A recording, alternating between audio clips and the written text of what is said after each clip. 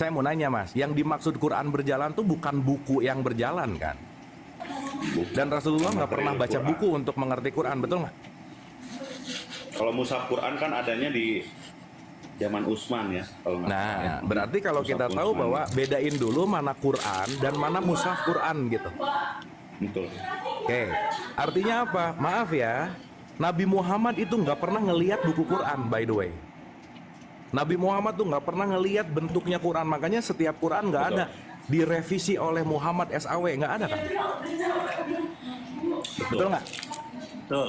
Nah, berarti pertanyaannya kita harus ngebongkar dulu nih. Quran itu apa sih? Quran itu seperti apa sih? Gitu. Sehingga nanti kalau kita ngerti bahwa kalau pakai bahasa saya, ada Quran buku dan ada Quran sejati gitu.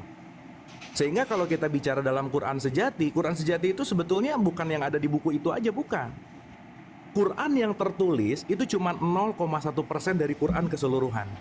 Jadi maaf ya, menguasai 30 juz, hafal 30 juz, sebenarnya cuma tahu 0,1% aja sih gitu. Apalagi cuma bunyi gitu. Dan sekarang ketika saya mengatakan dan saya merasa bahwa dengan membunyikan saya udah ngerti Quran, saya sudah Qurani, jauh gitu. Kenapa? Karena kata kuncinya Quran yang sejati itu adalah 99,9%. Kalau pakai bahasa secara akademis, ada yang tertulis dan ada yang tidak tertulis gitu. Makanya dalam konteksnya bahwa ada yang kauliyah dan ada yang kauniyah. Koma, saya komain. Nah, pertanyaan. Berarti kan kalau kita mau menyadari kita sebagai produk terbaiknya Tuhan, bagaimana produk terbaiknya Tuhan kalau kita nggak dikasih manual book gitu? Sehingga kalau kita mulai menyadari bahwa teman-teman beli TV baru, itu pasti dibungkus. Dan manual booknya pasti ada di dalam bungkus. Betul nggak, Kang Anjrit? Betul. Berarti kalau sekarang kita produk terbaik, nggak mungkin dong manual booknya di luar bungkus kita. TV aja ada di dalam bungkusnya, masa kita produk terbaik ada di luar bungkus gitu kira-kira? Apalagi kalau sekarang hanya terbatas bahwa Quran yang hanya bisa menguasai adalah bahasa Arab, yang hanya bisa menguasai adalah orang-orang yang ngerti bahasa Arab. Terus orang yang nggak pernah belajar bahasa Arab gimana dia mau mengerti esensi Quran gitu kira-kira? Makanya nanti puncak dari tingginya esensial ketika Nabi Muhammad dikatakan, "Ya Rasul, Quran sejati apa sih?" Jawaban Nabi Muhammad cuma dua, la sautin wala harfun. Nggak ada suaranya, nggak ada hurufnya. Berarti kalau kita masih sibuk dengan yang berhuruf dan bersuara, itu belum yang sejati. Tapi itu adalah jembatan menuju kepada kesejatian gitu. Oma, pertanyaan. Berarti masing-masing kita udah dianugerahi Quran nggak sebetulnya? Udah. Dan penganugerahan Quran itu konteksnya ada di dalam kolbu kita, ada di dalam nurani kita gitu. Maka kalau kita mau mengetahui Quran yang sejati, di mana? Hadza gitu kalau kata pakai bahasa Quran. Ini gitu. Sehingga kalau kita bicara dalam konteks berquran, Nabi Muhammad itu nggak pernah tahu wahyu Tuhan dengan tulisan gitu. Berarti kan dia langsung.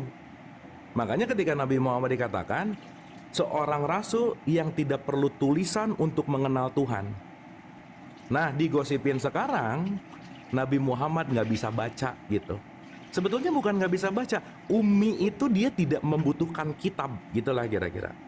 Nah, artinya sekarang secara mindset umum, oh Nabi Muhammad nggak bisa baca. Bukan. Tapi Nabi Muhammad nggak perlu tulisan untuk mengenal Tuhan, karena Nabi Muhammad langsung mengalami Tuhan, karena kenapa? Dia mampu meniti ke dalam dirinya untuk menuju kepada kolbunya gitu. Nah, jadi kenapa statement selalu mengatakan Nabi Muhammad bilang kan, istafdi kolbak, ikuti ke sini gitu, ikuti nuranimu gitu. Nah, nurani akan bercahaya, namanya juga nur kan, nur itu cahaya, ani itu Tuhan. Nur ani akan hadir kalau apa? Kalau misalkan esensi dari jiwanya udah mulai bersih gitu. Maka tanpa jiwa yang bersih tidak mungkin menyentuh Quran. Nah, sekarang mindsetnya jiwa yang bersih tidak menyentuh Quran disuruh wudhu gitu kira-kira. Nggak apa-apa juga sih. Tapi ini adalah konteksnya wudhu ruhani.